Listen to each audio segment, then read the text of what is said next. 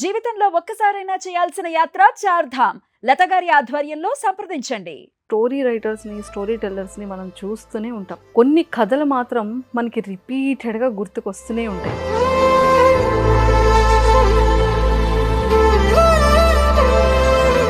ఈరోజు అది రాసినటువంటి శ్రీనివాస్ కామశెట్టి సార్ నాతో ఉన్నారు. సో సార్తో మాట్లాడి చాలా విషయాలు తెలుసుకుందాం. రామాయణ ఇతిహాస గ్రంథాల్లో కూడా అరణ్యవాసాలు అజ్ఞాతవాసాలు దాటితేనే అందుకున్నారు పట్టాభిషేకాలు. నీ గెలుపు పెద్దదైనప్పుడు దానికి పట్టే సమయం కూడా ఎక్కువ సీరియస్గా చాలా చాలా బాగుంది. చాలా డెప్త్ ఉంది మీనింగ్లో కూడా. థాట్ ఎలా వచ్చిందండి బుక్ రాయాలి? నేను చిన్నప్పటి నుంచి రామాయణ మహాభారతం బాగా చదువుతూ ఉండేవాడిని.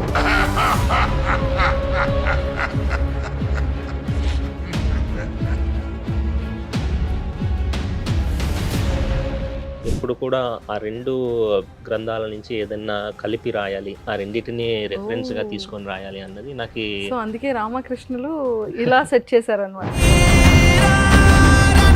ఒక పుస్తకం ఒక 1 year పట్టడానికి గల రీజన్ ఏంటంటారు? స్టోరీ బాగా వెళ్ళాలి, చదివే వాళ్ళకు కూడా ఇదేదో ఎక్కడో లేని కొత్త కథ కాదు, మన కథ అని మనకు అనిపించాలి. ఇది ఆల్మోస్ట్ 300 pages దాకా ఉండేది, మొత్తం దాన్ని ట్రిమ్ చేసి మొత్తం అనవసరమైనది. ఆడపిల్లలు ఈ పుస్తకం చదివిన తర్వాత మీకు అడిగిన క్వశ్చన్స్ ఏంటి? అమ్మాయిల గురించి రాస్తే వాళ్ళకి ఎక్కువ రీచ్ అవుతుందని ఆ విధంగా రాశారని కొంతమంది కాంట్రవర్షియల్ క్వశ్చన్స్ అడిగిన వాళ్ళు కూడా ఉన్నారు. అంటే నేను ఒకటే పాయింట్ చెప్తాను,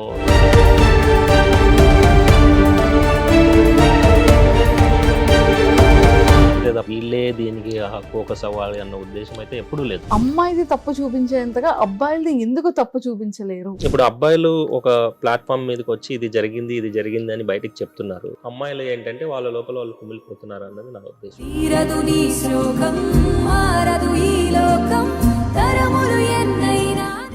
hi viewers, welcome to Suman TV. బేసిక్గా చాలామంది స్టోరీ రైటర్స్ని స్టోరీ టెల్లర్స్ని మనం చూస్తూనే ఉంటాం. కొన్ని కథలు మాత్రం మనకి రిపీటెడ్గా గుర్తుకొస్తూనే ఉంటాయి. అందులో ముఖ్యంగా కొన్ని పాయింట్స్ మాత్రం మైండ్కి కాదు హార్ట్లో ఉండిపోతూ ఉంటాయి. బట్ కథలు రాయడం, కథలు చెప్పడం అంత ఈజీ థింగ్ కాదు. అంటే మన చుట్టూ ఉన్న మనుషులతో పాటు మన నిజ జీవితంలో జరిగే కొన్ని సంఘటనలు మాత్రం అది పుస్తకం రూపంలో ఒక కథలుగా అది వినబడుతూ ఉంటుంది. అయోధ్యకు చేరిన కృష్ణ ఈ బుక్ చాలామంది చదివారు. చాలా డైలాగ్స్ అందులో మనందరికీ చాలా చాలా కనెక్ట్ అయిన లైన్స్ కూడా ఉన్నాయి. డైలాగ్స్ అని నేను చెప్పను. సో మరి ఈరోజు అది రాసినటువంటి శ్రీనివాస్ కామశెట్టి సార్ నాతో ఉన్నారు. సో సార్తో మాట్లాడి చాలా విషయాలు తెలుసుకుందాం. Hi sir. Hi, welcome to Suman TV. Thank you. So ఎలా ఉన్నారు? బాగున్నాను, మీరు ఎలా ఉన్నారు? నేను కూడా చాలా చాలా బాగున్నాను. అండ్ అన్నిటికన్నా ఫస్ట్ ఒక లైన్తో స్టార్ట్ చేస్తా. ఇద్దరి ఆడవాళ్ళు కలిస్తే రాజ్యాలు కూలిపోతాయి అంటారు, కానీ ఎంతోమంది అమ్మాయిల హృదయాలు ఎంతమంది ఆడదాని వల్ల రాజ్యాలు కోల్పోయాయి అంటారు, కానీ మగవాడి వల్ల కుమిలిపోయిన అమ్మాయిల హృదయాల గురించి ఎవరు పట్టించుకోరు. అంటే యాజ్ ఏ ఉమెన్గా, అంటే నా సైడ్ నుంచి అది ఒక ఆడపిల్ల కోసం కూడా ఒక లైన్స్ ఉన్నాయిరా బాబు అని చెప్పడం కోసం ఈ డైలాగ్ చెప్పాను అనమాట. నిజంగా చాలామంది అంటారు ఆడవాళ్ళ కోసం రాజ్యాలు కూలిపోతాయి, ఆడదై ఉంటే మగవాడు సర్వనాశనం అయిపోతాడు. సో ఇలాంటి మాటలు ఎక్కువగా మనం వింటూనే ఉంటాం కదా. మరి ఈ ఒక్క వర్డ్ ఎలా రాయాలనిపించింది ఆడదాని కోసం? అంటే ఆడవాళ్ళు మగవాళ్ళు అని ఎలాంటి భేదం ప్రేమలో ఉండదు అన్నది నా ఉద్దేశం. ఓకే, ప్రేమ ఎవరికైనా ఒకటే విధంగా ఉంటుంది. ఎంత గొప్పగా ప్రేమిస్తారో అది అంతే గొప్పగా బాధ పెడుతుంది. ఇంకొక లైన్ కూడా ఉంటుంది, స్వర్గాన్నైనా నరకాన్నైనా సమతూకంలో ఇచ్చేది ఒక ప్రేమ మాత్రమే. సో ఆ ఉద్దేశంలో స్వర్గము ఎలా పొందుతామో నరకం కూడా దానికి జెండర్ డిఫరెన్సెస్ ఏమి ఉండదు. ఇప్పుడు ఏంటి అంటే ఈ మధ్యకాలంలో జరుగుతున్న కొన్ని సంఘటనలు చూసి ఏదో అమ్మాయిలు ఇలా చేస్తున్నారు అలా చేస్తున్నారు అని కొందరిని బేస్ చేసుకొని మొత్తం అందరినీ ఇలా అంటున్నారు. నేను అనే పాయింట్ ఏంటి అంటే, ఒక బ్రేకప్ అయినప్పుడు అబ్బాయిలు ఎంత బాధపడతారో అమ్మాయిలు కూడా అంతే బాధపడతారు. సో ఆ పాయింట్ని బేస్ చేసుకొని ఈ లైన్ రాయడం జరిగింది. అంతే అంటారు? లేదండి, సీరియస్గా చాలా చాలా బాగుంది. అంటే అయోధ్య చేరిన Krishna, the journey shapes the soul. అంటే చాలా డెప్త్ ఉంది మీనింగ్లో కూడా. ఇంతకీ కృష్ణ అయోధ్యకి చేరాడా? పుస్తకం చదివితే అర్థమవుతుంది చాలా మందికి. ఫైనల్గా చేరుకుంటాడు కృష్ణ అయోధ్యకి. చేరుకుంటాడు. కృష్ణ అనేది ఎందుకు పెట్టాలనిపించింది? కృష్ణ అనేది ఏంటి అంటే, నేను చిన్నప్పటి నుంచి రామాయణ మహాభారతం బాగా చదువుతూ ఉండేవాడిని. ఎప్పుడు కూడా ఆ 2 గ్రంథాల నుంచి ఏదన్నా కలిపి రాయాలి. ఆ రెండిటిని రెఫరెన్స్‌గా ఓహ్! తీసుకొని రాయాలి అన్నది నాకీ సో, అందుకే రామకృష్ణులు ఇలా సెట్ చేశారనమాట. అలా రాముడిని, కుదిరింది. కృష్ణుడిని. హ్మ్. సూపర్బ్! చాలా చాలా బావుంది. అండ్ వీటన్నిటికన్నా కొన్ని మాటలు మీ గురించి తెలుసుకుందాం. సో, పుట్టి, పెరిగి, చదువుకునేదంతా కర్నూలేనా? కర్నూలు జిల్లా శ్రీశైలంలో చిన్నప్పుడు ఒకటో క్లాస్ నుంచి 4వ తరగతి వరకు అక్కడ చదువుకున్నాను. తర్వాత కొద్ది రోజులకి కర్నూలు జిల్లాలో గూడూరు అనే ఒక మండలంలో ఒక 10 ఏళ్ళు ఉండడం జరిగింది.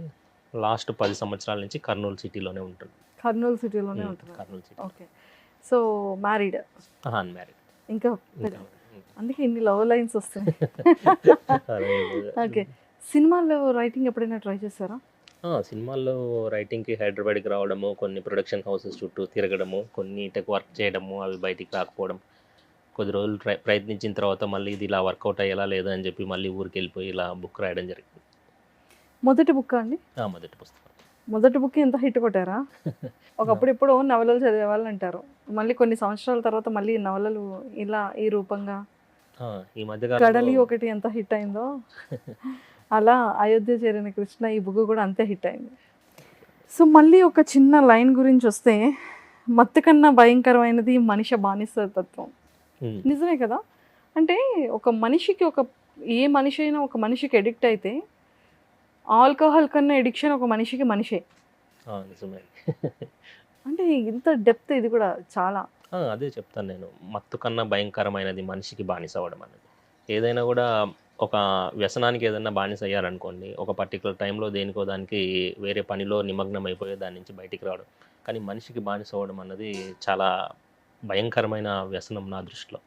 అదేంటి అంటే, ఒక వ్యసనాన్ని ఇంకో వ్యసనంతో ఏమైనా నింపొచ్చేమో గానీ, ఒక వ్యక్తిని ఇంకో వ్యక్తితో మనము పూర్తిగా ఫుల్‌ఫిల్ చేయలేము. అలా అని చెప్పి ఒక వ్యక్తి వల్ల కలిగిన బాధని ఇంకొక వ్యక్తి వచ్చి దాన్ని ఫుల్‌ఫిల్ చేయలేడు. సో, అందుకే మత్తు కన్నా భయంకరమైనది మనిషికి బానిస అవ్వడం అన్నది. సూపర్ అండి. ఇలాంటి చాలా చాలా చాలా మీనింగ్‌ఫుల్ ఉన్న డైలాగ్స్ అన్నీ కూడా ఈ బుక్‌లో ఉన్నాయి. నేను చాలా చూసాను. బట్ అంటే మీ పాయింట్ ఆఫ్ వ్యూలో కొన్ని లైన్స్ అంటే యంగర్ జనరేషన్‌కి చాలా సూటబుల్‌గా ఉంటాయి. లవ్‌లో ఉన్న వాళ్ళకి, బ్రేకప్ అయిన వాళ్ళకి, సమ్ రిలేషన్స్ ఉన్న వాళ్ళకి. సో లైన్స్ బాగా పిక్ చేసుకుంటూ ఉంటారు. లైన్స్ అవే ఎక్కువ వైరల్ కూడా అయినాయి. అంటే లైన్స్ పిక్ చేసుకోవడం ఏంటంటే, ఈ బుక్ రాయడం కంటే ముందు కూడా ఎన్ఎస్ఎన్ టాక్స్ అని ఒక ఇన్‌స్టాలో ఒక పేజ్ ఉంటుంది. దాంట్లో ఆల్మోస్ట్ ఒక 4, 5 ఇయర్స్ నుంచి ఓన్లీ కొటేషన్స్ నేను పోస్ట్ చేస్తూ ఉన్నాను. అక్కడ ఆ కొటేషన్స్‌కి ఆల్మోస్ట్ 2 లాక్స్ వరకు ఫాలోవర్స్ ఉన్నారు. ఓహ్! ఓన్లీ జస్ట్ తెలుగు కోట్స్‌కి. సో, ఎప్పుడైతే ఆ కోట్స్ బాగా రీచ్ అయ్యాయో, ఆ కోట్స్ జనాలు చదవడం అలవాటయ్యాయో, ఆటోమేటికల్‌గా ఓన్లీ మనము ఈ కోట్స్ వరకే పరిమితం అయిపోకూడదు. ఒక పెద్ద స్టోరీ రూపంలో తీసుకురావాలి అన్నది మీ ఆలోచన. వాళ్ళిచ్చిన ధైర్యంతోటే ఈ పుస్తకం ముందుకు రావడం జరిగింది. సూపర్. సో అంటే మీకు ఏం చేయాలనుంది? 10,000 జీతం ఎప్పుడొస్తుంది అన్న ఆశతో ఎదురు చూసే రోజుల్లో కూడా 10 మందికి ఉద్యోగాలు ఇవ్వాలన్న కలల కనే మధ్యతరగతి కుర్రాడి మదిలో జరిగే సాగరమథనం అంత సులభంగా అందరికీ అర్థమవ్వదు. ఆ ప్రయాణమే ఈ అయోధ్యకు చేరిన కృష్ణ. అంటే ఇప్పుడు చాలామంది ఏంటంటే, ఒక చేస్తున్న జాబ్ మానేసి ఏదన్నా ఒక స్టార్టప్ స్టార్ట్ చేయాలి. లేదా మనమే కొత్తగా ఒక కంపెనీ పెట్టాలి. ఒక 10 మందికి జాబ్స్ ఇవ్వాలి అని చెప్పి ఆలోచించే వాళ్ళందరూ ఎలా ఉంటారంటే, 10వ తేదీ వస్తే ఇంకా జీతం పడలేదని బాధపడుతూ, అదే టైంలో ఒక 10 మందికి ఉద్యోగాలు ఇవ్వాలని కలలు కనే వాళ్ళు కూడా ఒకళ్ళే ఉంటారు అన్నది ఈ పుస్తకం ఉద్దేశ్యం. ఇద్దరు ఒకే ఆలోచన. ఇంకా 10,000 జీతం పడలేదని ఆశతో ఎదురు చూస్తున్న రోజుల్లో కూడా ఎంతోమంది కలలు కంటారు. మనం ఎందుకు 10 మందికి ఉద్యోగాలు ఇవ్వకూడదు? మనం ఎందుకో కొత్తగా ఏదో ఒకటి స్టార్ట్ చేయకూడదు అన్నది ఈ పుస్తకంలో ఉద్దేశం. ఈ పుస్తకం అనే కాదు, ప్రస్తుతం ఉన్న మధ్యతరగతి కుటుంబాలలో ఉన్న చాలామంది యువకులు ఇలాంటి హైదరాబాద్ లాంటి పెద్ద పెద్ద సిటీలకెళ్ళి అక్కడ చిన్న చిన్న ఉద్యోగాలు చేసుకుంటూ కూడా వాళ్ళ కలలని అక్కడే పరిమితం చేసుకోకుండా ఏదో ఒకటి జీవితంలో ముందుకెళ్ళాలి, మనకంటూ ఒక గుర్తింపు దక్కాలి అని చెప్పి ఆలోచిస్తూ పెద్ద పెద్ద కలలు కనే వాళ్ళు ఎంతోమంది ఉన్నారు. అలాంటి కలలు కనే వాళ్ళు కేవలం ఆ కలలు వాళ్ళ ఆలోచనల వరకు మాత్రమే పరిమితం కాకుండా వాటిని ఆచరణలో పెట్టాలి. ఆచరణలో పెట్టడం కూడా ఆవేశపడి ఏదో ఎవరో చెప్తే విని దాని మీద ఎలాంటి జ్ఞానం లేకుండా ఎన్నెన్నో లక్షలు పెట్టి నష్టపోకుండా ఒక ఆలోచన ప్లస్ ఆచరణ, దానికి సంబంధించిన విలువైన జ్ఞానం పొందిన తర్వాతనే మీరు ఏ రంగంలోకైనా అడుగు వేయాలన్నది ఈ పుస్తకంలోని ముఖ్యమైన ఉద్దేశం. సూపర్. కోల్పోయిన ప్రేమ వల్ల కలిగిన బాధను గెలవగలిగే శక్తి ప్రపంచంలో ఒక్క స్నేహానికి మాత్రమే ఉందా? స్నేహానికి మాత్రమే అంటే ఒక పాయింట్ ఆఫ్ టైంలో ఏంటంటే కొంతమంది జీవితాల్లోంచి కొంతమంది దూరం అయిపోతారు. వాళ్ళు తిరిగి రారు. అలా అని చెప్పి అలానే ఉండిపోతే వాళ్ళ జీవితం మళ్ళీ ముందుకు నడవదు. సో ఇంకొక పాయింట్‌లో కూడా రాసింది ఏంటి అంటే, వదిలి వెళ్ళిన వాళ్ళకంటే నీ కోసం ఎదురు చూసే వాళ్ళకే నీ ప్రేమ అవసరం అని. యాహ్! ఇది నేను చాలా చిన్నప్పటి నుండి వింటూ ఉంటాను. నిన్ను ప్రేమించే వాళ్ళకన్నా, నువ్వు ప్రేమించే వాళ్ళకన్నా నిన్ను ప్రేమించే వాళ్ళే ఇంపార్టెంట్ ఇంపార్టెంట్ అని. అంటారు కదా! ఆ! మనము మనకు అందని దాని వెనక పరిగెడుతూ మనల్ని అందుకోవాలని అనుకునే వాళ్ళ గురించి మర్చిపోతుంటాం. ఎందుకని నువ్వు ప్రేమించే వాళ్ళు కన్నా నిన్ను ప్రేమించే వాళ్ళే ఇంపార్టెంట్. మరి అదే మనల్ని ప్రేమించే వాళ్ళు ఇంకొకరిని కూడా ప్రేమిస్తుంటారే. ఈ రోజుల్లో అలాంటివి చాలా జరుగుతున్నాయి. కానీ అది తెలుసుకోవడమే జీవితంలో ఉన్న ముఖ్య లక్ష్యం. ఎవరు మనకి శాశ్వతంగా ఉంటారు, ఎవరు ఉండరు అన్నది రేపు ఎలా ఉంటుంది అని చెప్పి మనము గెస్ చేయలేము. ఎవరు మారిపోతారో, ఎవరు ఉండిపోతారో అనేది మనం తెలియలేము. కాబట్టి జీవితంలో ఏం జరిగినా, ఏ సంఘటనకైనా మనం సిద్ధపడి ఉండడం ఒక్కటే మన చేతుల్లో ఉన్నది. అంతే అంటారు. అంతే. ఏది జరిగినా ఏది మంది కాదు, ఏది మంది కాదు. ఏది శాశ్వతం కాదు ఉన్న రోజు ఆస్వాదించాలి, లేని రోజు మన ప్రాప్తం ఇంతే అనుకొని సంతృప్తి పడాలి. అనుకోవాలి. ఓకే. ఇంకొకటి కూడా నేను చదివానండి. ఈ రాత్రి ఎప్పుడు అయిపోతుందా అని ఆలోచించే రోజుల దగ్గర నుంచి తెల్లవారి ఎప్పుడు స్టార్ట్ అవుతుందా అని సక్సెస్ కోసం ఉన్న రోజులు కూడా ఉంటాయి అనేది. అది కూడా చాలా డెప్త్ ఫీలింగ్. ఎప్పుడు చాలా మంది ప్రాబ్లమ్స్లో ఉన్న వాళ్ళు అబ్బాయి ఈ రోజు రాత్రి ఎప్పుడు అయిపోతుందా అని ఆలోచిస్తూ ఉంటారు. కానీ నిజంగా సక్సెస్ ఉన్నవాడు వాడు రేపు పొద్దున్న ఒకటి గిఫ్ట్ తీసుకోవడానికో లేకపోతే వాడి పేరుని అనౌన్స్మెంట్ కోసం అరే మార్నింగ్ ఎప్పుడవుతుందిరా అని వెయిట్ చేస్తానని ఆలోచించేవాడు ఉంటాడు. అంటే ఇద్దరు ఒకటి రాత్రి కోసం ఎదురు చూస్తూ ఉంటాడు ఎప్పుడవుతుందని, ఒకడు తెల్లవారు ఎప్పుడవుతుందని వెయిట్ చేస్తూ ఉంటాడు. అదే ఎదురు చూడడం ఒకటే కానీ సిచ్యువేషన్స్ వేరు. నిద్ర పట్టని అర్ధరాత్రులే కాదు, ఎప్పుడు తెల్లారుతుందో అని ఆశతో ఎదురు చూసే ఒక రోజు కూడా వస్తుంది. అంటే ఎన్నో రోజులు ఆవేదన పడ్డ తర్వాత కూడా ఒక రోజు గెలుపు వస్తుంది, నేను గెలిచానని నీకు అర్థమైన అర్ధరాత్రి నువ్వు ఎప్పుడు తెల్లవారుతుందా అని ఎదురు చూస్తుంటావు. ఆ ఉద్దేశంలో ఆ లైన్ వచ్చింది. అది ఇందులో కనిపించలేదు కానీ నేను చదివాను యాక్చువల్లీ మీరు పెట్టిన లైన్స్లో చాలా వరకు చాలా డెప్త్ ఉన్న ఫీలింగ్స్ అన్నీ ఉన్నాయి. అంటే ఇప్పుడు మీ భాషలో మీ రైటింగ్లో మీరు ఎంత డెప్త్గా అన్నీ చూసుండి ఎంత మెచ్యూరిటీ లెవెల్స్ ఉంటేనే ఎంత డెప్త్ లైన్స్ అనేవి రావు ఒక రైటర్కి కదా. నిజంగా అంటే ప్రేమని ఎలా వర్ణిస్తారు? అంటే ప్రేమ గురించి దాంట్లో రాసింది కూడా ఏంటంటే, ఒంటరిగా బతకలేక పుట్టేది ప్రేమ కాదు, ఒకటిగా ఉండిపోవాలని రెండు హృదయాలు పడే నిరంతర తపనే ప్రేమ. అంతే. ఓకే. సో ప్రేమ గురించి అంతే వర్ణించారు. ప్రేమ ఇంతకాలమనో ఎంత సామర్థ్యం ఉందనో ప్రేమను కొలవగలిగే పరికరాలు కానీ, ప్రేమ అంటే ఇదే అని చెప్పే ఒక పుస్తకాలు కానీ, ఇదే అని దాన్ని ఒక కన్ఫైన్ చేసి ఒక బాక్స్లో పెట్టగలిగే శక్తి కానీ ప్రపంచంలో ఏ రచయితకి లేదు, ఏ వ్యక్తికి లేదు. అంతే అంటారు. ప్రేమ అనేది కొంతకాలం అనేదాన్ని మీరు తప్పబడుతున్నారు. ప్రేమ కొంతకాలం కాదు, ఉంటుంది, శాశ్వతంగా ఉంటుంది. కానీ వేరియేషన్స్ ఉంటాయి ప్రేమలో. అంతే. అంతేనా? అంతే. అమ్మ ప్రేమను బయట ప్రేమ ఒకటే కాదు కదా. చాలా మంది అంటారు మీరు అమ్మ ప్రేమని అమ్మాయి ప్రేమని ఎలా కంపేర్ చేస్తారని. అమ్మ ప్రేమ అమ్మాయి ప్రేమ రెండు ఆలే వచ్చాయి. దీంట్లో కూడా ఒక శివ అనే క్యారెక్టర్ ఒక డైలాగ్ చెప్తాడు.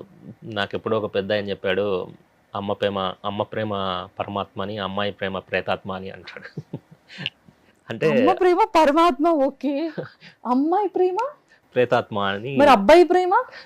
మరి అబ్బాయిలో కూడా వచ్చింది కదా, అంటే ఆ సిచ్యువేషన్ లో అతనికి కలిగిన సందర్భానికి అతని నుంచి వచ్చిన డైలాగ్ అది. అంటే ఒక్కొక్కళ్ళకి అంటే క్యారెక్టర్ లో ఏంటి అంటే, కృష్ణ అనే అతను ప్యూర్ లవ్ లో ఉంటాడు, శివ అనే అతను ఏంటంటే జీవితం మీద విరక్తి పెట్టి ప్రేమ అమ్మాయిలు అన్నిటికీ దూరంగా ఉంటాడు.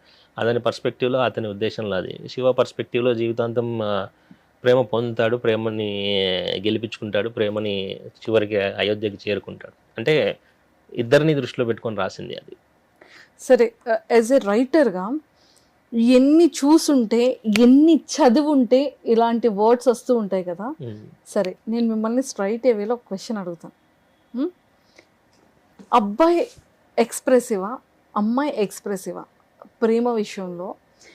ఎందుకు అబ్బాయి ఒక బ్రేకప్ అయినా ఇంకో అమ్మాయికి కనెక్ట్ అవుతాడు, అలాగే ఒక అమ్మాయిది బ్రేకప్ ఉన్నా ఇంకో అబ్బాయికి కనెక్ట్ అవుతుంది, కానీ అమ్మాయిది తప్పు చూపించేంతగా అబ్బాయిలది ఎందుకు తప్పు చూపించలేరు? అది ఎలా అయిపోయింది అంటే, ఇప్పుడు అబ్బాయిలు ఒక ప్లాట్ఫామ్ మీదకి వచ్చి ఇది జరిగింది అని బయటికి చెప్తున్నారు.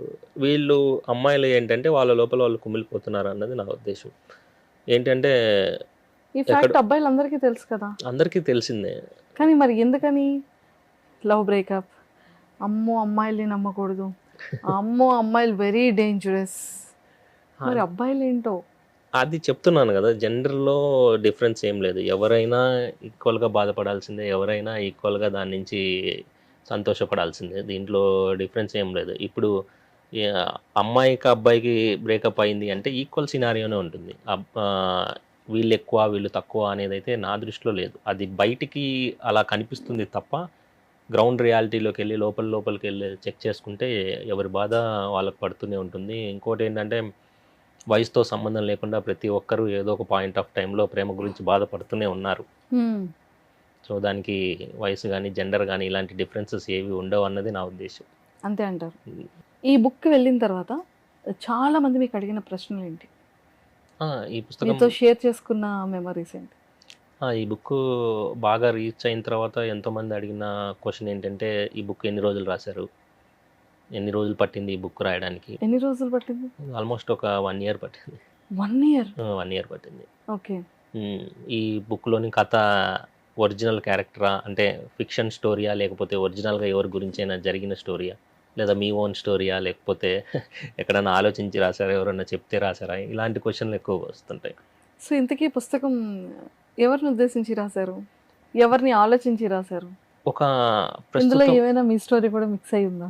నా స్టోరీ అనేది ఏం లేదు. యాక్చువల్గా ఏంటంటే నేను ఓవరాల్గా ఒక సొసైటీని బేస్ చేసుకొని ప్రజెంట్ ఒక మిడిల్ క్లాస్ కుర్రాడు ఏ విధంగా అయితే ఇబ్బందులు పడుతున్నాడు, ఏ విధంగా అయితే ఒక అబ్బాయి వల్ల బాధపడిన అమ్మాయి ఏ విధంగా బాధపడుతుంది అన్న 2 ఎలిమెంట్స్ని మెయిన్గా పెట్టుకొని అది కామన్ ప్రాబ్లమ్స్ ఈ 2 ఇద్దరు ఫేస్ చేస్తున్నాయి. ఈ 2 ఎలా ఉండాలి. ఇంకొక థర్డ్ పాయింట్ ఏంటి అంటే, ఆవేశంగా జాబ్స్ వదిలేసి కొత్త బిజినెస్ స్టార్ట్ చేయడం అన్నది అంత కరెక్ట్ డెసిషన్ కాదు. దాని గురించి కొంచెం రీసెర్చ్ చేసి అనాలిసిస్ చేసి ముందడిగేస్తే సక్సెస్ అవుతుంది అని ఈ 3 points నేను ఆడియన్స్కి చెప్పాలనుకున్నాను. అది ఒక స్టోరీ పాయింట్లో చెప్తే బాగా రీచ్ అవుతుంది. అది కూడా ప్రజెంట్ డే సినారియో ఉన్న స్టోరీస్ చెప్తేనే జనాలు కనెక్ట్ అవుతారు అన్నది నా ఉద్దేశం. అంటే ఏదో పాత బ్యాక్గ్రౌండ్ తీసుకొని సంబంధం లేని క్యారెక్టర్స్ని తీసుకొని స్టోరీలో కొత్తగా ట్విస్ట్లు పెట్టి లేదా లాస్ట్ వరకు ఆడియన్స్ని డ్రాగ్ చేయడం ఇలాంటివి నేను ఎప్పుడూ అనుకోలేదు. నా జస్ట్ సింపుల్ కోర్ పాయింట్ ఏంటి అంటే, నేను చెప్పాలనుకున్న బేసిక్ 3 points ఇవి. సో ఆ 3 pointsకి తగ్గట్టు స్టోరీ రాసుకున్నాను. అది ఆల్మోస్ట్ అందరికి కనెక్ట్ అవుతున్నప్పుడు చాలామంది అడిగేది ఏంటంటే, ఇది మీ స్టోరీ అంటారు. అంటే నేను చెప్పేది ఏంటంటే, ఇది నా స్టోరీ కాదు, మీ స్టోరీ, నా స్టోరీ, మనందరి స్టోరీ. అంతే అంతే అంటారు. సూపర్. అంటే నిజంగా ఒక వర్డ్ చెప్పారు కదా, ఒక ఆడపిల్ల ఫేస్ చేసే ప్రాబ్లమ్స్. అంటే నిజంగా మీ పాయింట్ ఆఫ్ వ్యూలో మీరు చూసే విధానంలో ఒక ఆడపిల్ల ఎలాంటిది, అంటే ఎలా ఆలోచిస్తూ ఉంటుంది సొసైటీలో, ఎలాంటి వాళ్ళని చూసుంటారు మీరు? ఆడపిల్లలు ఈ పుస్తకం చదివిన తర్వాత మీకు అడిగిన క్వశ్చన్స్ ఏంటి? అడిగిన క్వశ్చన్స్ ఏంటి అంటే, వాళ్ళు చెప్పారు ఎలాంటిదంటే, ఇప్పటి వరకు మీరు అన్నట్టు చాలామంది అబ్బాయిల గురించే పోర్ట్రేట్ చేస్తున్నారు, అమ్మాయిల గురించి ఎవరు పోర్ట్రేట్ చేయట్లేదు, మీరేదో అమ్మాయిల గురించి రాస్తే వాళ్ళకి ఎక్కువ రీచ్ అవుతుందని ఆ విధంగా రాశారని కొంతమంది కాంట్రవర్షియల్ క్వశ్చన్స్ అడిగిన వాళ్ళు కూడా ఉన్నారు. అంటే నేను ఒకటే పాయింట్ చెప్తాను, నాకు ఒక పర్టికులర్ పాయింట్లో వాళ్ళు వీళ్ళు అన్నది నాకు టార్గెట్ లేదు. ఆ స్టోరీలో ఆ పర్టికులర్ పాయింట్లో ఆ క్యారెక్టర్ ఎంత బాధపడుతుందో ఆ బాధ గురించి రాయాలి, ఎంత లోతుగా బాధపడుతుందో అంత లోతుగా రాయాలి. అంతే తప్ప ఇది ఒక పర్టికులర్ పర్సన్ని టార్గెట్ చేసి వీళ్ళ గురించే రాయాలి, వీళ్ళే దీనికి ఫోకస్ అవ్వాలి అన్న ఉద్దేశం అయితే ఎప్పుడూ లేదు. శ్రీనివాస్ గారు మంచి పాయింట్ చెప్పారు. ఒక అమ్మాయి అవ్వచ్చు, అబ్బాయి అవ్వచ్చు, ఎంత బాధపడుతున్నారు, ఎంత లోతుగా బాధపడుతున్నారు అనే సిచ్యువేషన్ని మీరు ఎలా ఫైండ్ అవుట్ చేయగలిగారు? నేను ఒక లైన్లో కూడా చెప్పింది ఏంటి అంటే, ఒక అబ్బాయి కానీ ఒక అమ్మాయి కానీ ప్రేమ వల్ల బాధపడుతున్నప్పుడు చాలామంది చెప్తారు అర్ధరాత్రులు నిద్ర పట్టనివ్వదు అని. కానీ నేను ఇంకొంచెం డెప్త్గా రాసింది ఏంటంటే, అది అర్ధరాత్రి నిద్ర పట్టనివ్వకపోవడం అన్నది చాలా చిన్న విషయం, రేపు పొద్దున ఏంటి అన్నది తెల్లవారుజామున భయపెడుతుంది. నేను చదివాను ఈ పాయింట్.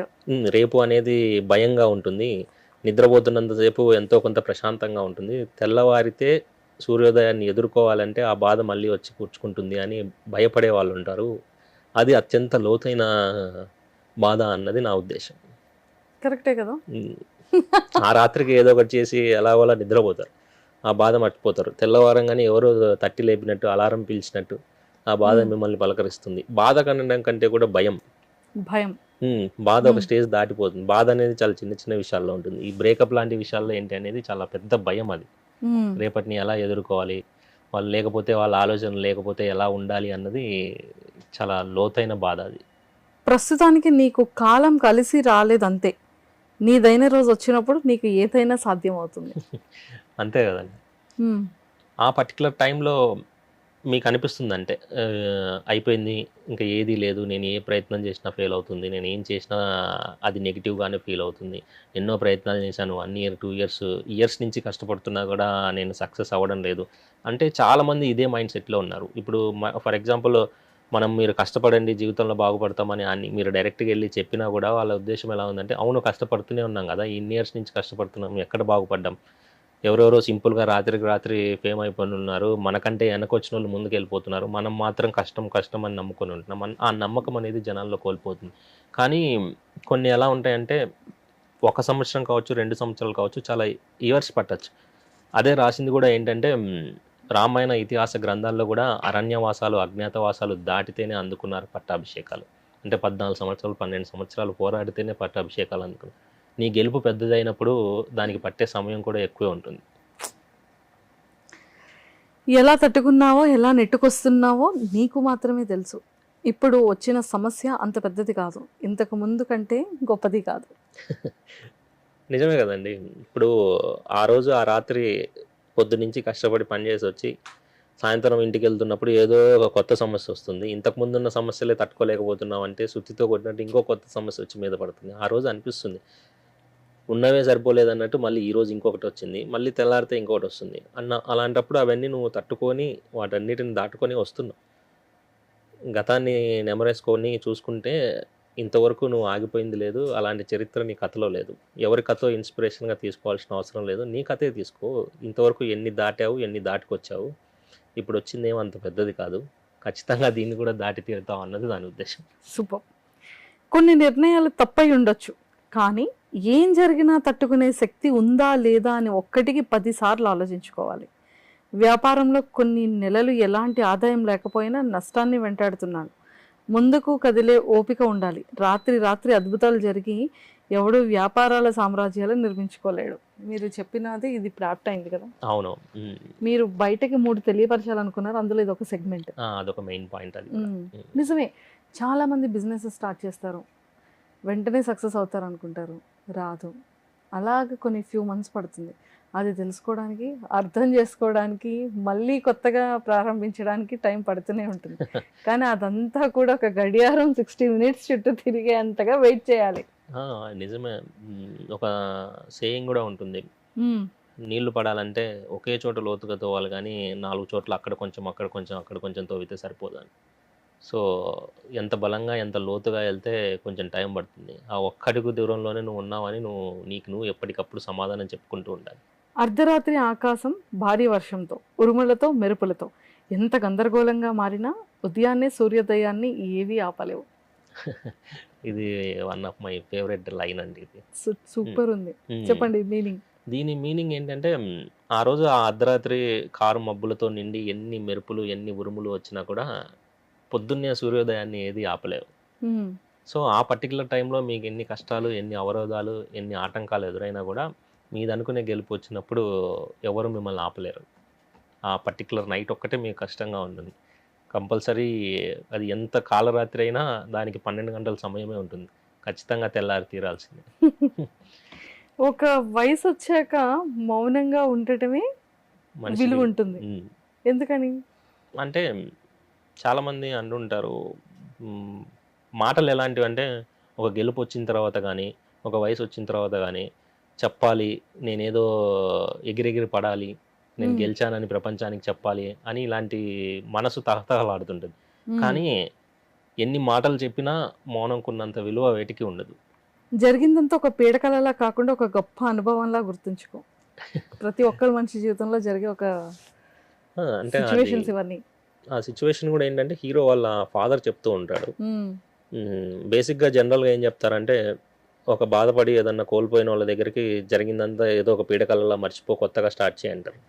నేను చెప్పే పని ఏంటంటే ఎన్నోసార్లు కూడా మనము దరిద్రం అని తిట్టుకున్నది కూడా ఏదో ఒక రోజు అనుభవం అని అర్థమవుతుంది.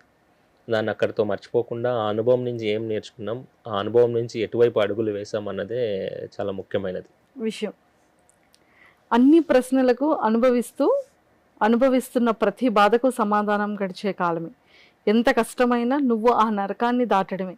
నిజమే, ఒక్క రోజులో ఏది మర్చిపోలేం. కానీ ఒకటి గుర్తుంచుకో, ఒక రోజు మాత్రం నువ్వు ఆ బాధను దాటి ఖచ్చితంగా బయటికి వస్తావు. అదే కాదు చెప్తుంది.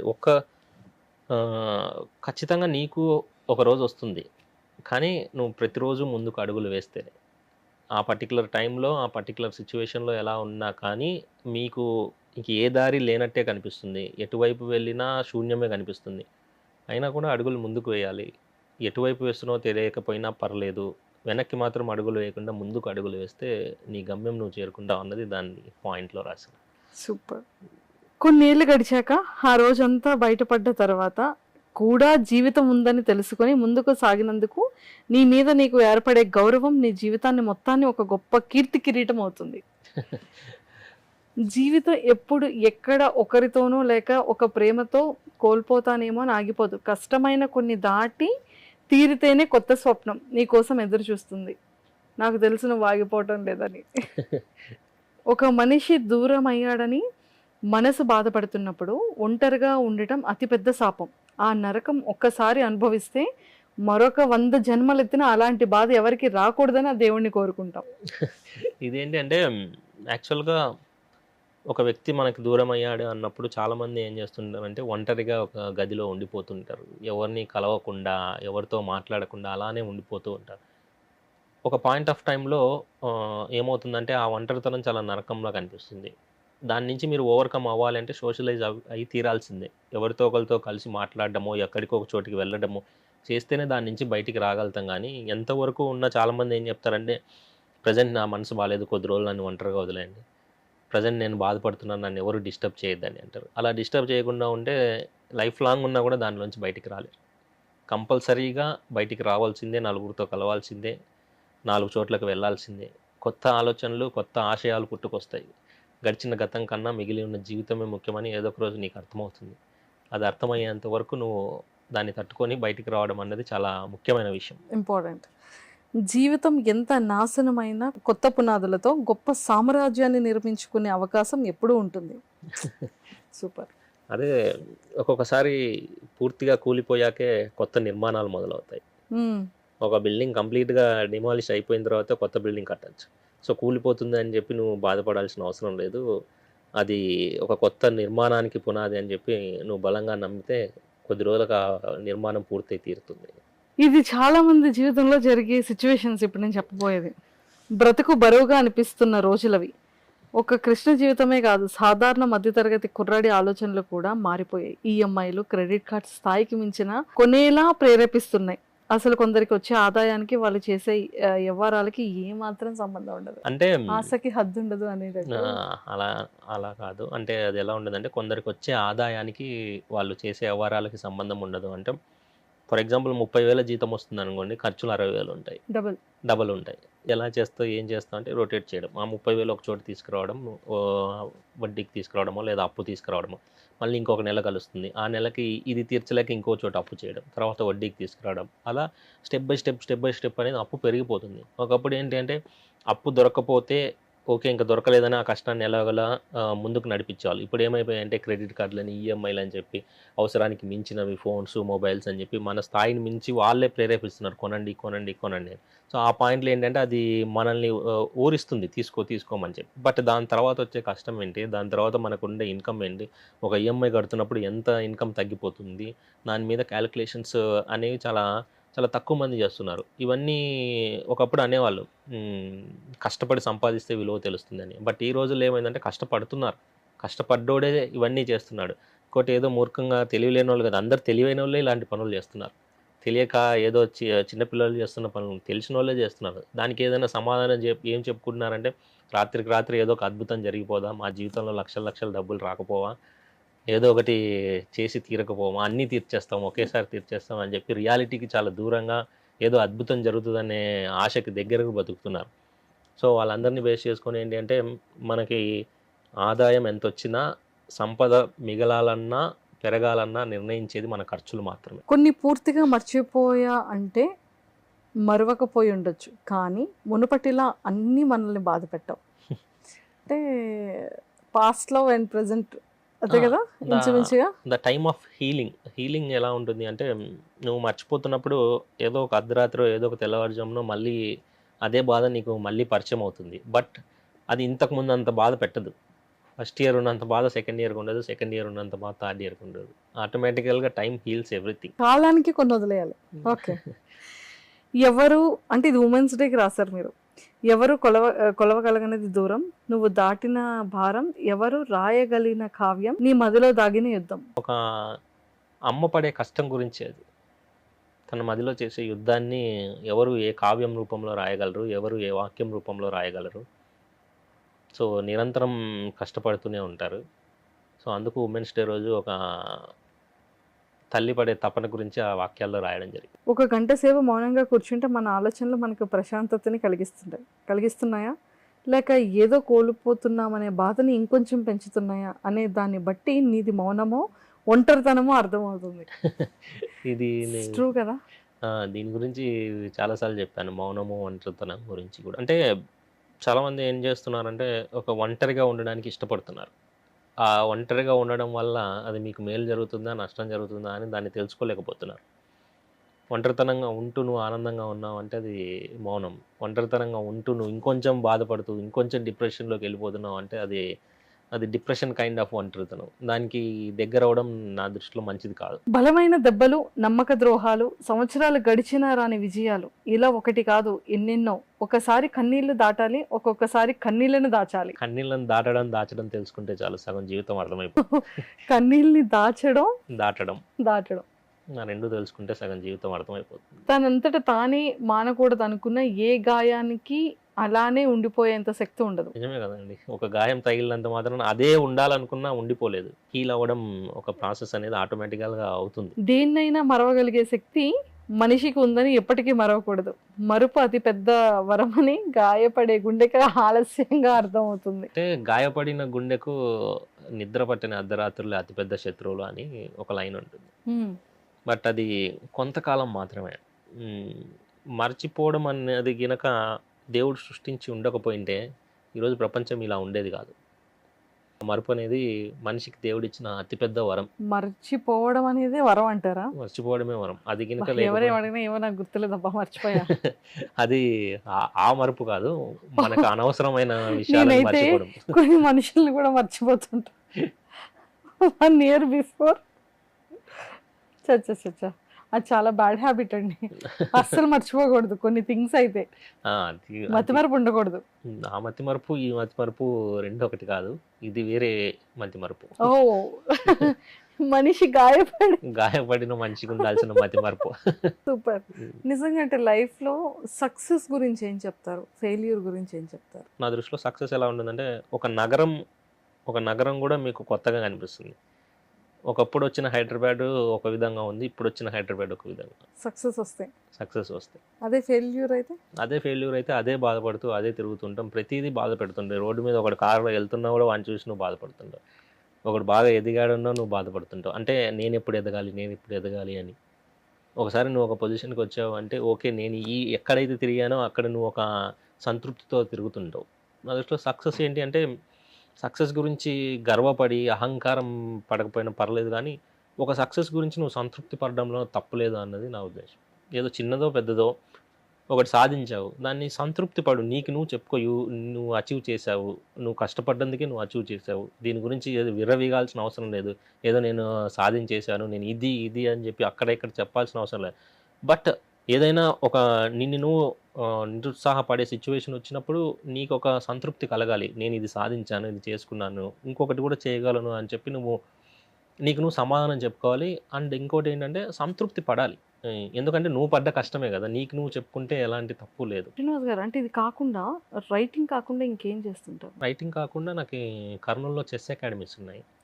నేను ఒక ఇంటర్నేషనల్ రేటెడ్ చెస్ ప్లేయర్ని కూడా. అంటే జస్ట్ స్టార్టింగ్ స్టేజ్లో, దాంట్లో ఇన్డెప్త్గా వెళ్ళలేదు. జస్ట్ స్టార్టింగ్ స్టేజ్లో చిన్నపిల్లలకి బేసిక్స్ వరకు నేర్పిస్తుంటాం కర్నూలులో. చెస్, క్లాసికల్ డ్యాన్స్ అని ఇట్లా మల్టీ యాక్టివిటీ సెంటర్స్ ఒక బ్రాంచెస్ ఉన్నాయి కర్నూలులో. వాటిని రన్ చేస్తూ ఉంటాను. మా ఓన్ గారు. సో ఖాళీ టైమ్స్లో ఇలా స్టోరీ రైటింగ్ అంతా రాస్తాం. స్టోరీస్ అంటే ఎన్ని జీవితాలను చూస్తున్నారో మీరు దీన్ని బట్టి. ప్రతిరోజు ఒక అనుభవమే. సో ఎలాంటి మనస్తత్వాలు విచిత్రంగా అనిపిస్తూ ఉంటాయి మీకు? విచిత్రంగానే ఏం అనిపించదు. ఆ రోజుకి వాళ్ళు ప్రవర్తించిన తీరు కొన్నిసార్లు కోపాన్ని తెప్పిస్తుంది. తెప్పించినా కూడా ఒక చిన్న చిరునవ్వు నవ్వి ఆ రోజు వెళ్ళిపోతాం. కొద్ది రోజుల తర్వాత మళ్ళీ వాళ్ళని చూసిన తర్వాత ఆ రోజు కోపం వచ్చినా తర్వాత కొద్ది రోజులకి మీకు వాళ్ళ మీద జాలనిపిస్తది. అయ్యో పాపం వాళ్ళు ఏదో తెలియక అట్లా అన్నారులే అని చెప్పి వదిలేస్తారు. అంతే. ఏదైనా టైం గడిచింది అంటే ఆ రోజు ఎంత ఒక వ్యక్తి మీద ఎంత కోపం కలిగినా కూడా కొద్ది రోజులు ఆ రోజు అతను ఒక మాట అంటే మీరు ఒక మాట అంటారు. మాటకు మాట పెరుగుతుంది. బట్ అది అనకుండా మౌనంగా ఉండి అది అనవసరం అని అతన్ని ఏదో ఒక రోజు తెలుసుకుంటాడన్నప్పుడు అతను కూడా రియలైజ్ అవుతాడు. మీకు లైఫ్లో అంటే ఏం చేయాలని ఉంది, ఇంకా ఏం సాధించాలని ఉంది, ఎలా ప్లానింగ్ ఉంది మీ కెరియర్ గురించి? కెరియర్ గురించి అంటే నెక్స్ట్ ఇంకొక బుక్ రాస్తున్నాను. దాన్ని ఇంకొంచెం ఈ బుక్ను కూడా మల్టీ లాంగ్వేజెస్లోకి ఇంగ్లీష్ అండ్ హిందీ వేరే లాంగ్వేజ్లోకి ట్రాన్స్లేట్ చేయాలనుకుంటాను.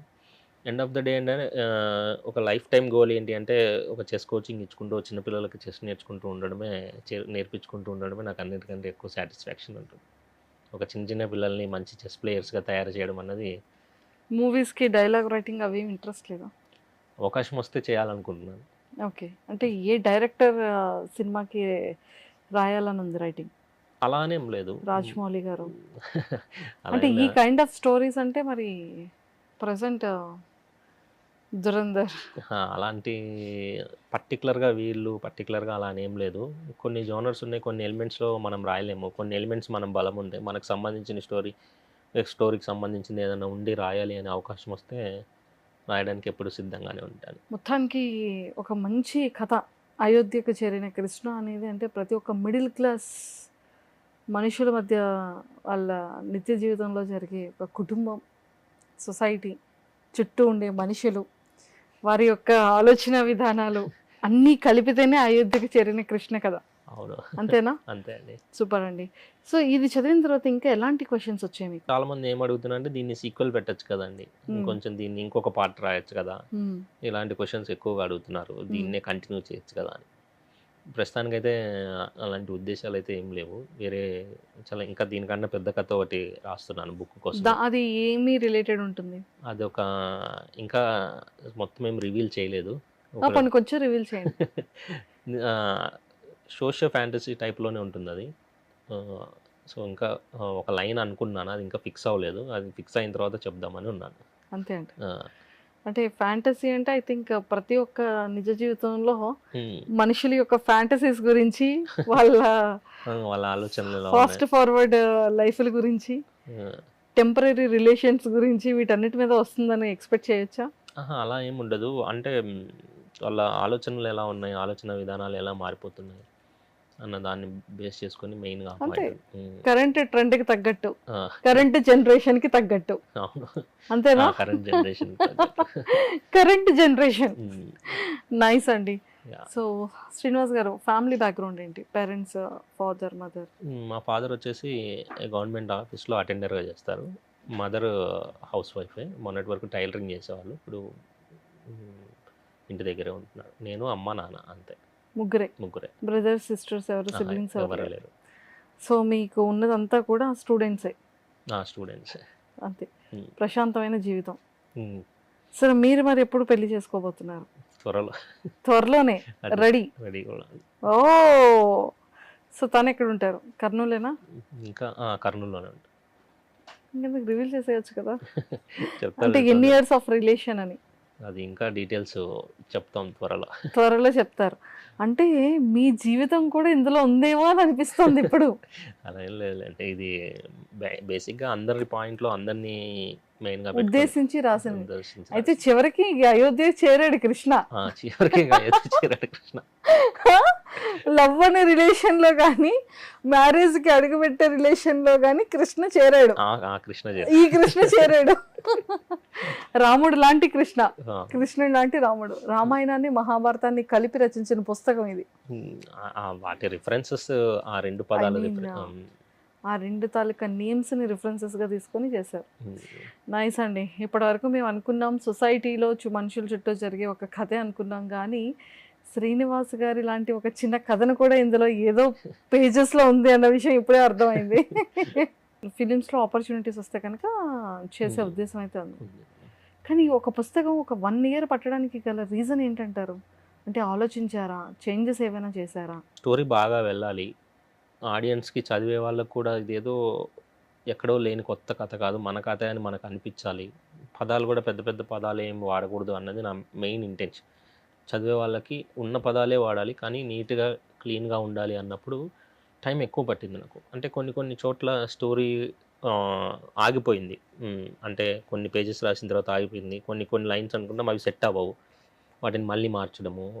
ఒక లైన్ అనుకున్న దాంట్లో ఒక 20, 30 పేజెస్ రాసిన తర్వాత మళ్ళీ అది బాలేదనుకోవడం. మళ్ళీ ఆ 30 పేజెస్ మొత్తం తీసేసి మళ్ళీ ఆ 31 పేజ్ దగ్గర నుంచి రాయడం. ఇట్లా ఎన్నో సార్లు ఎన్నో వర్షన్స్ రాసిన తర్వాత ఈ వర్షన్ అయింది. ఇది ఆల్మోస్ట్ 300 పేజెస్ దాకా ఉండేది. మొత్తం దాన్ని ట్రిమ్ చేసి మొత్తం అనవసరమైనన్ని తీసేసి 160 పేజెస్ లోపల తీసుకొచ్చాం. 140 పేజెస్‌ని పక్కకు తోసేసారు. ఆ! అలా ఎలా అండి? అంటే అది ఆ కథకి ఇంకొంచెం డెప్త్‌గా వెళ్ళింది. అంత లోతు అవసరం లేదు అనుకోని చాలా వరకు తీసేసాను. ఇప్పటికే చాలా ఎక్కువ ఉంది మ్యాటర్ అని అనిపించిన దగ్గర చాలా వరకు మీరు కూడా ఒక ఇంట్రెస్టింగ్‌గా క్రియేట్ చేయొచ్చు కదా! ఎవ్రీ వీకు సండే ఫండే లాగా ఎవ్రీ సండే ఒక స్టోరీ వచ్చేటట్టు దాని కంటిన్యూషన్. రాసాం. ఇంతకుముందు ఇన్‌స్టాగ్రామ్‌లో చాలా స్టోరీస్ రాశాను. ఒక ఎపిసోడ్స్ పెట్టడం, ఒక 10, 15 ఎపిసోడ్స్ స్టోరీస్ పెట్టడం. నేను బుక్ రాయడం కంటే ముందు చాలా స్టోరీస్ రాసాము. కపుల్ స్టోరీసు కపుల్ ఇవన్నీ స్టోరీస్ మీవేనా అది? ఒకప్పుడు రాసాము. మొత్తం అన్నీ అవే ఉంటాయి. అన్నీ కాదు, నేను ఒక 2, 3 స్టోరీస్ రాశాను అంతే. ఇన్‌స్టా మొత్తం మొత్తం కలిపిన ఒక 2 స్టోరీస్ కలిపిన ఒక 20, 25 ఎపిసోడ్స్ ఉంటాయండి. 20-25 ఎపిసోడ్స్. అంటే ఈ థాట్ ఎలా వచ్చిందండి? బుక్ రాయాలి. ఎప్పుడైతే కోట్స్ బాగా రీచ్ అయ్యాయో, కోట్స్‌కే రీచ్ వచ్చినప్పుడు ఫస్ట్ ఏమనుకున్నామంటే రాసిన కోట్స్ అన్నిటిని కలిపి ఒక బుక్ లాగా చేయాలనుకున్నాం. అంటే ఫస్ట్ ఒక 100 కోట్స్‌ని వాయిస్ ఆఫ్ తెలుగు అని ఒక యూట్యూబ్ ఛానల్‌కి ఇచ్చాము. అది దాంట్లో ఆ కోట్స్‌ని వాళ్ళు వాయిస్ ఓవర్ చేసి వీడియో చేసి 1 మిలియన్ దాకా వ్యూస్ వచ్చాయి యూట్యూబ్‌లో. సో ఏమనుకున్నామంటే అలా ఇంకా మొత్తం ఒక 4000 వరకు ఉన్నాయి కోట్స్ నేను రాసినవి ఇంతవరకు. ఓహ్! ఆ కోట్స్ అన్నిట్లో బెస్ట్ కోట్స్ తీసుకొని ఒక బుక్ చేయాలని ఫస్ట్ అనుకున్నాం. బట్ ఈ ఏంటి కోట్స్ అంటే ఏంటి? జస్ట్ కొటేషన్స్ అండి. ఒక 2 లైన్స్‌లో ఓకే. ఆ 2 లైన్స్ కొటేషన్స్ అన్నీ కలిపి ఒక బుక్ చేయాలనుకున్నాం. బట్ ఏంటి అంటే రోజు ఇన్‌స్టాగ్రామ్‌లో చదువుతున్న వాళ్ళు మళ్ళీ బుక్ ఎందుకు కొంటారు? నువ్వు రాసిన కొటేషన్స్ ఆల్రెడీ ఇన్‌స్టాగ్రామ్‌లోనే మళ్ళీ బుక్ రూపంలో ఎందుకు కొంటారని కొంతమంది అనడంతో ఓకే. అది కూడా నిజమే కదా! ఒక స్టోరీ పాయింట్‌లో బుక్ రాస్తే బాగుంటుంది అని ఆల్మోస్ట్ అది ప్రింటింగ్‌కి వెళ్ళే ముందు ఆపేసి మళ్ళీ ఈ స్టోరీ రాయడం స్టార్ట్ చేశాను. అలా మొదలైన కథ ఇది. హ్మ్. సేలింగ్ పర్పస్‌లో ఎన్ని బుక్స్ ఇప్పటికి సేల్ అయ్యాయి? ఈ రోజుకి 45,000 కాపీస్ సేల్ అయ్యాయి. 45,000 బుక్స్ సేల్ అయ్యాయి. 45,000 కాపీస్ సేల్ అయ్యాయి. అంటే లాంచ్ అయ్యి ఎన్నాళ్ళు అవుతుంది? 6 మంత్స్ అవుతుందండి. 6 మంత్స్‌లో 45,000. 45,000 సేల్ అయ్యాయి. సో ఒక బుక్ కాస్ట్ 249 రూపీస్ అండి. 250 రూపీస్ ఒక బుక్ కాస్ట్. 250. బాబా! అమెజాన్ అమెజాన్‌లో చేసాము. ఫ్లిప్‌కార్ట్, మీషో లాంటి సైట్స్‌లో అన్ని ఫేక్ కాపీస్ అమ్మేస్తున్నారు. ఇవి ఇప్పుడు మన బుక్‌ని తీసుకొని వాళ్ళు కలర్ జిరాక్స్ చేసి అలా పెట్టేసి ఫేక్ కాపీస్ వాళ్ళు మాకు తెలియకుండా ఒక 20, 30,000 కాపీస్ అమ్మినా ఆశ్చర్యం లేదు. ఓహ్! అలా కూడా చేశారు. అలా కూడా జరుగుతుంది. ఇప్పుడు ప్రెజెంట్ మీరు మీషోలోకెళ్ళి అయోధ్య చేరిన కృష్ణ అంటే ఒక 30 మంది అమ్ముతుంటారు బుక్. ఫ్లిప్‌కార్ట్‌లో ఒక 10 మంది అమ్ముతుంటారు. ఈ బుక్ మీది అవి వాటిలో మీరు అమ్మట్లేదు. వాటిల్లో మేము అమ్మట్లేదు. వాళ్ళంతా ఎవరు పడితే వాళ్ళు అమ్మేస్తున్నారు. మేము ఓన్లీ అమ్ముతుంది ఒకటి అమెజాన్‌లో ఒక్కటే మేము సేల్ చేస్తున్నాం. ఓకే. ఇంత ఫేక్ మార్కెట్. ఫేక్ మార్కెట్ మరి మీరు ఎందుకని ఎప్పుడు ఒక వీడియో ఏమైనా పెట్టలేదా? వీడియో పెడుతున్నాము. ప్రతిరోజు చెప్తూనే ఉన్నాము. ఇది కేవలం నాకొక్కడికే ఉన్న సమస్య కాదు. పెద్ద పెద్ద రైటర్స్ అందరూ కూడా ఇదే ప్రాబ్లమ్స్ ఫేస్ చేస్తున్నారు. ఫ్లిప్‌కార్ట్, మీషోలలో అన్ని ఫేక్ కాపీస్ అమ్ముతున్నారు. ఓన్లీ అమెజాన్‌లో పర్చేస్ చేయండి. కొంతమందికి తెలిసినంత వరకు మనం అవేర్‌నెస్ తీసుకొస్తున్నాం. తెలియని వాళ్ళు అక్కడే కొంటున్నారు. మళ్ళీ కంప్లైంట్స్ ఇస్తున్నారు. స్టోరీలో మధ్యలో పేజెస్ ఎగిరిపోతున్నాయి. ప్రింటింగ్ సరిగ్గా రాలేదు. కాపీ సరిగ్గా రాలేదని. మేము చెప్తూనే ఉంటాం కానీ వాళ్ళు కొనేవాళ్ళు అక్కడే కొంటూ ఉంటారు. సో దయచేసి అయోధ్యకి చేరిన కృష్ణ కథ పుస్తకం ఓన్లీ అమెజాన్లో మాత్రమే దొరుకుతుంది. మిగిలిన ఏ వెబ్సైట్స్లో కానీ ఏ యాప్స్లో కానీ దయచేసి బుక్ చేసుకోవద్దు. అంతే కదా? అంతే అండి. సూపర్. శ్రీనివాస్ గారు చాలా చాలా బాగున్నాయి. ఇంకా ఇలాంటి ఎన్నో మంచి మంచి కథలు రాయాలని ఖచ్చితంగా కోరుకుంటున్నాను. థ్యాంక్ యూ అండి. సో ఇది ఎక్కడి వరకు రీచ్ చేయాలనుకుంటున్నారో, ఏ అవార్డు రావాలో ఇలాంటి వాటికి ఖచ్చితంగా అలాంటి ఒక అవార్డు మీకు రావాలని మనస్ఫూర్తిగా విష్ చేస్తున్నాను. థ్యాంక్ యూ అండి. అండ్ సినిమాకి కూడా ఒక మంచి రైటింగ్ రాయాలని కూడా విష్ చేస్తున్నాను. Thank you so much. Thank you Srinivas garu. Thank you so much and all the very best. Thank you అండి.